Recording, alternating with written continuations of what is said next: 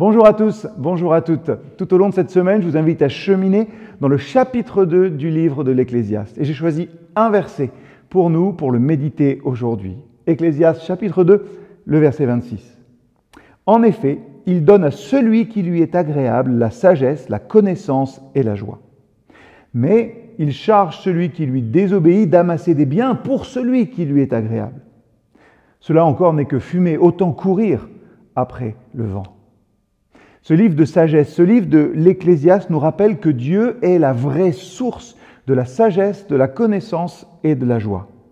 Et je crois que dans notre monde, on s'efforce bien trouvant de trouver ces qualités par nos propres moyens.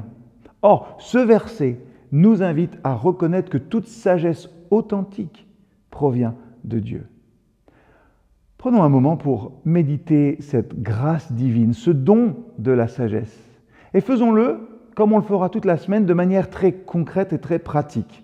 Première chose que vous pouvez faire, commencez chacune de vos journées cette semaine par une prière de gratitude pour la sagesse justement que Dieu vous a accordée. Remerciez-le pour toutes les leçons apprises, les expériences vécues et les connaissances que vous avez acquises. Deuxième chose, soyez tout au long de cette semaine conscient de la présence de Dieu tout au long de votre journée. Demandez-lui de guider vos décisions, de vous donner la sagesse nécessaire pour résoudre les problèmes qui se présentent à vous. Troisièmement, partagez la sagesse que vous avez acquise avec quelqu'un d'autre. Ça peut être un conseil, ça peut être une réflexion, ça peut être un encouragement aussi.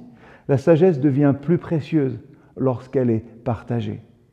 Enfin, à chaque fin de journée, réfléchissez à la façon dont la sagesse divine a influencé vos actions, vos pensées et vos paroles. Et remerciez Dieu pour la grâce de sa présence continue.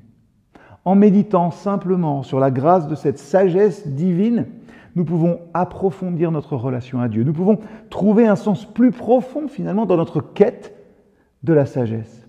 Reconnaître que toute sagesse nous vient de Dieu nous encourage à être humbles et reconnaissants pour ces dons précieux dans nos vies.